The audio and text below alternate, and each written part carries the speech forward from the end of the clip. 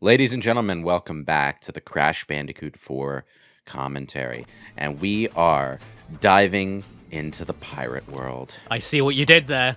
I like Booty that. calls. I like that little transition they did when you're going over the Booty thing. calls! We're in booty calls, everybody! Alright, so the pirate world not only is, a pretty cool world, it's the first time I think it's the first time we've had a classic Crash level in a pirate theme that wasn't a jet ski level. But, Yeah, I think that's right. Yeah, I want to say so. yeah, this is also the world that introduces our first alternate playable character, which was a fairly big selling point that I think was handled a bit poorly in the actual game.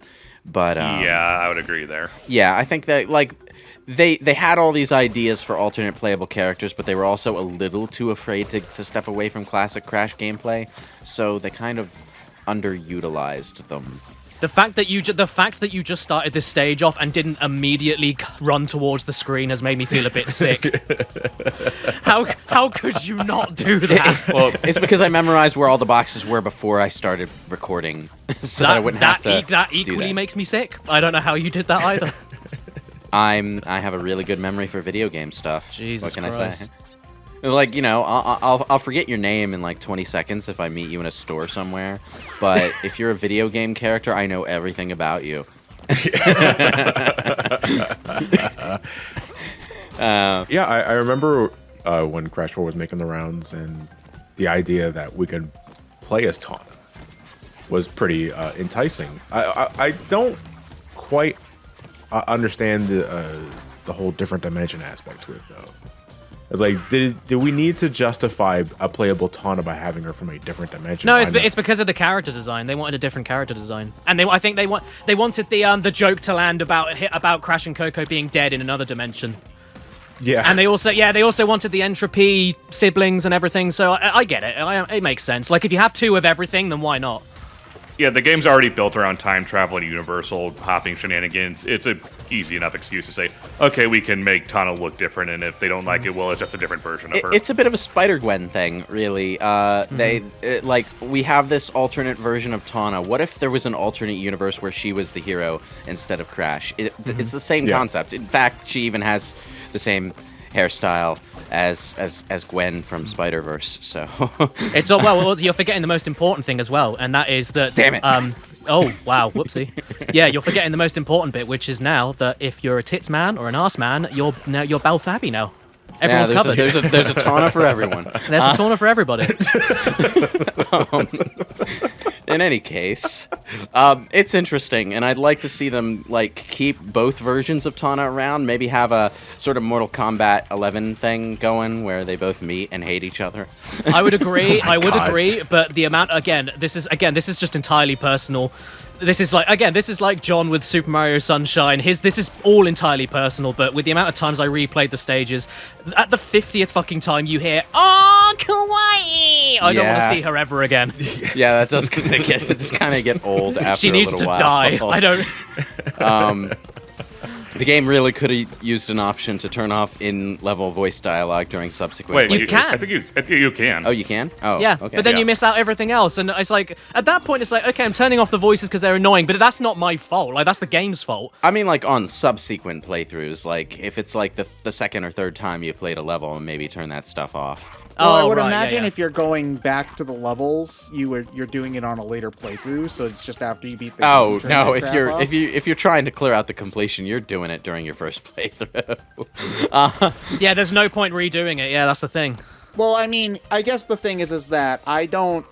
If I want to enjoy my time playing through this game, I guess is the thing. Like, I would rather play through the game, quote unquote, normally, and then go back for stuff later, because it feels like for the average person, there's no way you're going to get through all of this stuff on your first go. Anyway. Absolutely not. No, absolutely So not. I would rather play through the game, enjoy it as yeah. quote-unquote, After a bit, intended. you have to just realize if you're not intent on going after everything on your first try, you have to go with what makes you feel comfortable. And to me, comfortable for me was I'll go after the Wampa gems, and then on a second playthrough or third playthrough, I'll get the gem that requires 3 or less deaths. Can I just say how thoughtful this change to the formula was. Oh, what, the lack of backtracking, like, split pathways? They do have a few very small split pathway sections, but you can always see the other pathway from wherever you are. Do you know what? I mentioned this in my video, and I counted the total times it happens. I think it's twice. Yeah, it's like here and in one of the snow It's here levels. and one of the ice Yeah. levels, I think. Yeah, it might actually be bears repeating, actually. Oh, well, and there's also the bit in a real grind, but there's no boxes you need to backtrack through. That's just an alternate pathway. Yeah, it's just like, the camera's fixed, it's not super long and tedious like it used to be, and is like, yeah, they really understood one of the recurring problems with the old formula, and they fixed it without actually getting rid of the thing that they were trying to do originally. Yeah. I mean, it's one of those things where I appreciate how they designed it, but at the same time, if they just got rid of it entirely, I wouldn't have missed it. Yeah, So I'm with them there, yeah. So you want to know something that I think I appreciate about this game as opposed to the others? Again, coming from the perspective of somebody who's never played them, is that I like how these levels, at least visually, look like they have more scope. Like, Crash Bandicoot games have always been hallways, but these don't look like hallways at the very least. Like, this game is very pretty. I will just say right now, I'm surprised that they got this running flawless 60 FPS. I'm really surprised. Like, it is beautiful. Well, At some cost, though, because assuming you're not playing this on PS5, the load times are pretty fucking extravagant. Oh, well, Like, that was even another on problem with completion as well. It's not only the repeats, but the 30-second load times in between. So it's like... Yeah. Like, just like 3 or 4 seconds after you finish this, just started the stage. That was driving me insane. Like, To be fair, for a lot of late-gen PS4, Xbox One games, load times have been a recurring issue. wait, So why did that box only fall a little bit? because it was on top of the Nitro crate, on top of the TNT crate, and that was considered the base of where it is. Yeah, that's how that So works. it has Tetris logic. Okay. Yeah, if a box is Yeah. on top of another box and that box disappears, it will fall down. It'll fall down to the level that the box was originally resting on. Except for a situation like that, because if you somehow manage to hit that question mark box underneath that one, the bouncy crate would stay where it was. So I think it's only metal crates that do that because they're heavier. I think Interesting. anyway. Interesting. That's not how gravity works. It's a platformer. I'm pretty sure Crash Gravity is Bandicoots pretty can't- important in platforming last time I checked. That's not how bandicoots work. Yeah, this Bandicoot does not walk on 4 legs, and Bandicoots do not wear hats. This game sucks. This bandicoot does not have a pouch with a baby in it. Wait, do Bandicoots have kangaroo patches? They're marsupials. Yeah, they're marsupials, yeah. Shortcut. Aw, that's adorable. Oh, kawaii! Kawaii! This treasure chest still exists in the inverted stage. It's completely useless. Yeah, it there's also nothing in it. It also still exists in the Dingo Dial retread. It's completely useless there too. Yeah. Oh yeah, you mentioned Ugh. that. I remember that was something about the alternate playable characters. That's the main issue with the alternate playable characters, that you don't get. Yeah. You get like maybe 1 or 2 full levels as them, and then it's like a third of a level, and then you. And then you play the same level again. The Yeah. amount of people when I was doing this, I was complaining about it, and the amount of people in my chat that were when I was streaming it, when they were talking and they were saying like, "Oh, but the boxes, you'd be surprised how different the levels are when you put the boxes in different places." Like, no, they're fucking not. They're the same levels.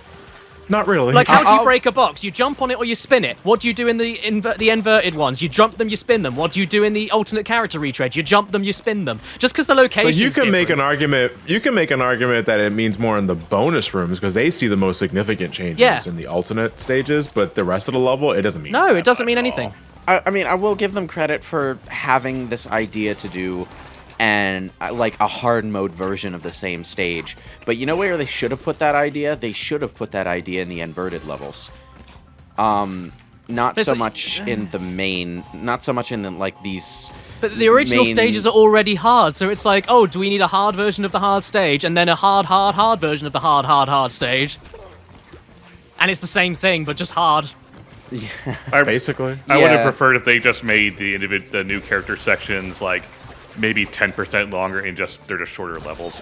I would have just cut the levels off because, like I said in my video, that I think it's a bonus being able to play as Tawna and Dingodile anyway. So it's like I don't feel like I'm being cheapened out if the levels stopped after like Yeah, 5 I mean, minutes. like The regular levels are already way longer than classic Crash stages, so just make them as long as classic Crash stages. Yeah. Crashing.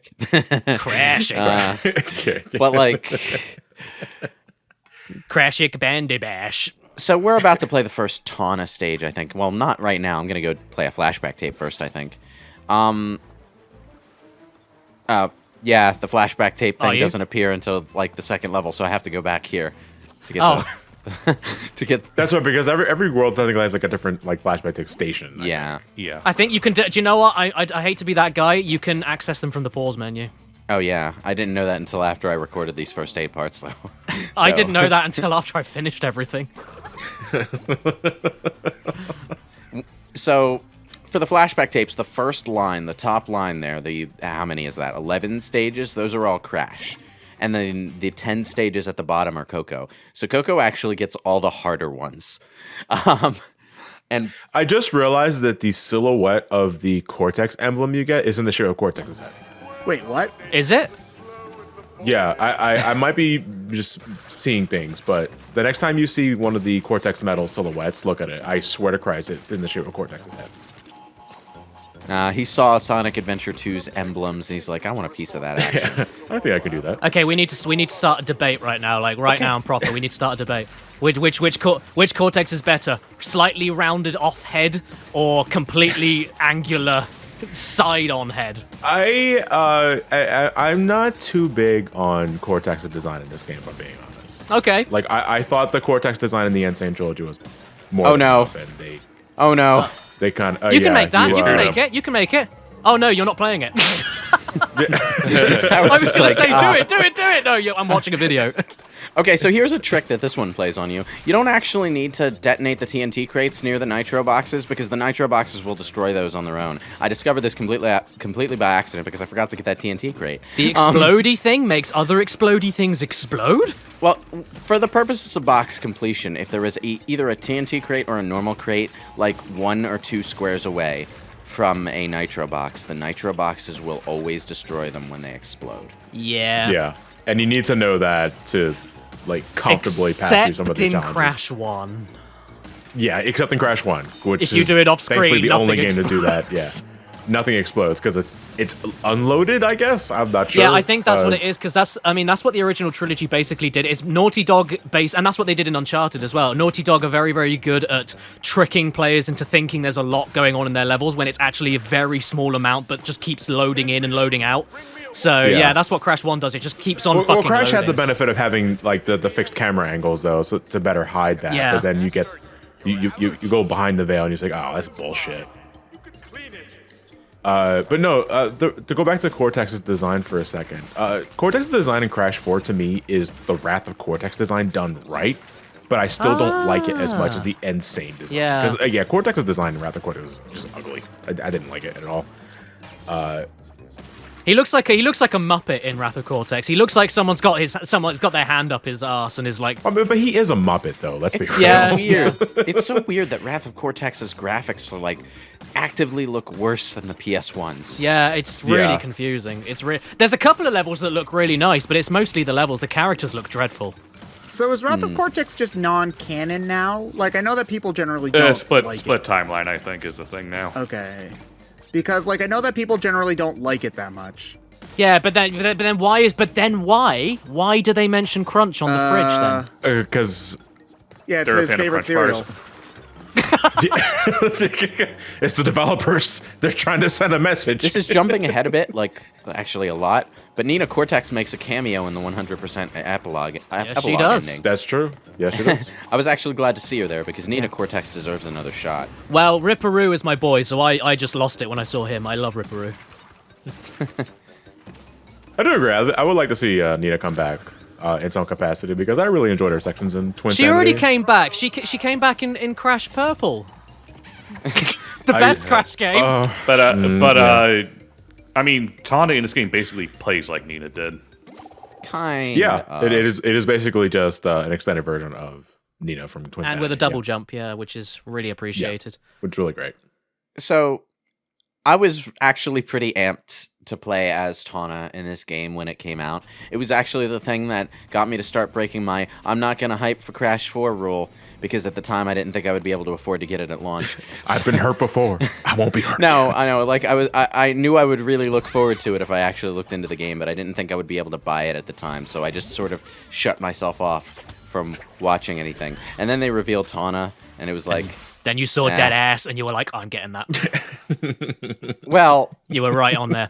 unfortunately, I think Tawna is the worst of the additional playable characters. Which isn't to No, say I would say she's- Cortex. I love Cortex. I think is Cortex, fun. yeah. I don't think he's bad at all, but I think he's the weakest one. I love playing as all of them, but I don't think he's the best one, no. Yeah, Cortex like gets my brain pumping all these creative platforming juices. I love playing as that's Cortex. It's just again, it's the pace, it's the flow. That's what I like about Crash, though. It's the slide jumping, the constant movement, and the corridor shit. And Cortex just slows it all down. It's still good. I like it, but it's just not the same. Maybe it's because I started the series with Crash 1, but I've always been more of a meticulous platformer. So I guess Cortex fits my rhythm a bit better. But Tawna is a bit basic compared to the others. She has the grappling hook, yeah. But beyond that, her only real difference is that She can't her- slide jump. Well, yeah, she can't slide jump, and her basic spin attack is replaced by a kick, which has a different kind of attack radius. Yeah, the hitbox Then- is a bit clumsy on the time trials. When you're trying to like hit boxes under nitros or TNTs, you will clip the tip of them every single Oh time. yeah, like, you don't have Yeah. you don't have that standing spin thing that hits the thing below whatever you're. It is. It looks It's like kind of she's like faster, it's though. like a tilted cone, basically her hitbox for the kick. Also this music. Fuck, jeez, it's so good. I mean, it's better than Coco's kick. Oh, it's like Wrath of Cortex. Coco's kick is the same as Yeah. a spin, isn't it? I thought it was exactly the same thing. It might have the same hitbox, but it sure doesn't look like it. It didn't look like nah, it. Yeah. I guess not. I mean, this is just a minor thing, but just coming again as a complete person who's never played it, I think just the faster running speed makes this already look more energetic.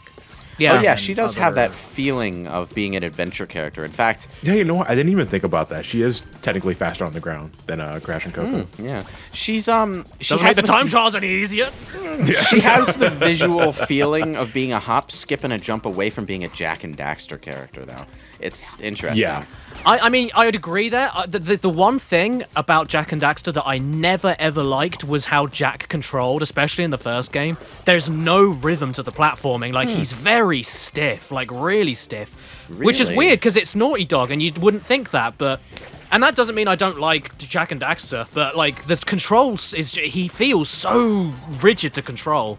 What are you comparing it to Crash Yeah, specifically? like or comparing it to Tawna, like there's no like when you Yeah. do a double jump in Jack, it's like not even a double jump. It's like you've just Yeah. extended your single jump. It's really weird. Yeah. I wouldn't call it rigid. The word I would use to describe the way Jack and Daxter, and by extension a lot of platformers around that time, control is weighty. Yeah. They were trying to, around that time, games were just starting to try and inject a sense of weight into character movement in 3D, so that I you think, didn't I feel don't know. like I you think were. I think Sly got it pretty spot on.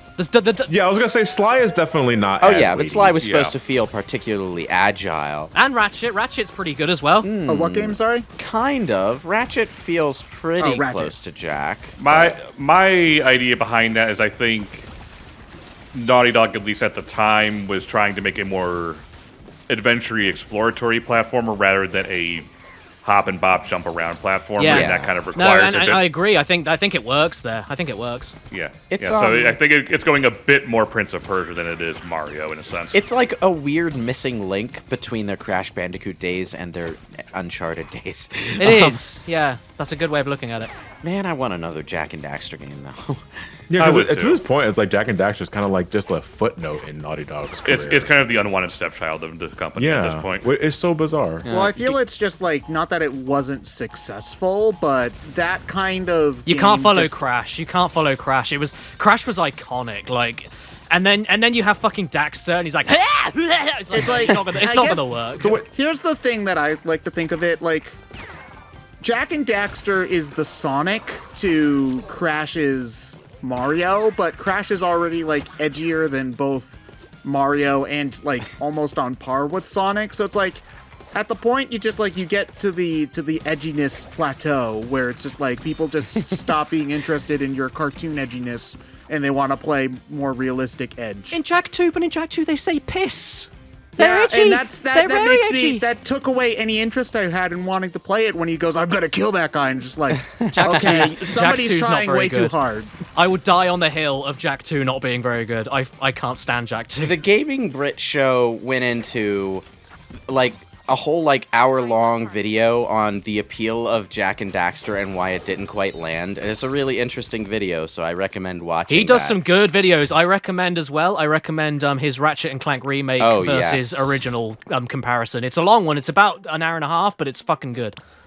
Well, the way I look at it is Naughty Dog stopped making Crash games for a reason, like after CTR, because they were just done conceptually with the character. They wanted to move on to other things. It was also partially because they didn't own the rights to the character. It was Universal and some other stuff, and they wanted something that they owned. So The way I look at it, and I might be completely wrong, but just my interpretation is that they're making Jak and Daxter with the mindset is like, this is not entirely what we want to do because we moved on from Crash. But we'll make something Crash-esque for the new generation. But after Jak and Daxter, that's it. Wasn't Like, Jak that's one a launch Uncharted. title for the PS2? yes, it was. Yeah, I Well, I don't know understand launch title, that. launch window. Yeah. I would say launch window, not launch title, but after Jak, I mean that's it. After Uncharted, that is what Naughty Dog was after that point in time, and they haven't looked back since, except maybe a Crash Bandicoot cameo in Uncharted 4. But still. So I would say that Jak and Daxter, while I'm sure I'm speaking as someone who's only played the first game, they're perfectly fine games, but I don't think there was the same level of passion as Naughty Dog had for Crash or Uncharted, for that matter, or Last of Us. Well, do you know what I discovered recently, which I actually didn't realize, is that Josh Mansell, who composed the music for the original trilogy of Crash, he did the music for the Jak and Daxter games as well, and I never would have guessed it. Because it just doesn't sound like his kind of Really? compositions at all. It's good music. It's really atmospheric, and I was really surprised to hear that it was fucking Again, I think it was just different design philosophy behind the game versus hop and bob platformer. Yeah, absolutely. Which thrived on the bouncy melodies that we're used to for like Crash or Sonic. I suppose or Mario Crash 1's versus, got very atmospheric music, I guess. Yeah, but It's the most atmospheric. Yeah. compared to an adventurous kind of game like Zelda, which may have a theme or two you recognize, but is trying to build an experience versus being a memorable piece of music on its own. Oh, the composers got range, I'll say that. The artiste. And I'm also very upset that it's great that they managed to get the original PS1 pieces into the flashback tape stages, but I don't know why they couldn't get them in the Insane trilogy. That is bizarre. I will at least give you the option to listen to both. Yeah, because that's what they did in the Spyro Reignited trilogy. It seems Yeah. like every company on the planet needs to learn the lesson that people want to have an option to listen to the original soundtracks, because Persona made that mistake too when they re-released the first game on the PSP. They just made a new soundtrack and didn't include the original soundtrack at all, and it's like everyone was complaining about it. Oops. Well, so in the second game when they re-released that, they let you listen to the original soundtrack. Yeah, but who's playing Persona 1, though? No one is playing that game. Oh no! Oh no! We've unleashed the the comment section's always like I that. feel like I could say that because I actually have tried to play Persona 1. Oh my god, is that the one on the PS Classic? What you've got is the censored Americanized version of Persona 1 Mark that doesn't have half dances the game crazy. in it. Oh It my doesn't god. have it doesn't have the Snow Queen quest because they didn't finish translating it, so they just locked it out. All I know is that I played about 20 minutes of it, and then there was this fucking shit FMV of this like devil ghost, and he goes, "Hello, my name is Philemon," and I was How like, are you, "Yes, my friend?" this is my game." Hey, but he's so polite, though. I won't give Philemon shit. If you seriously want to try the game out, I recommend the PSP version. It's on PS Vita or TV, whichever. Oh, sweet. You can digitally download that. It's easy. But the PS1 version, no. God, no.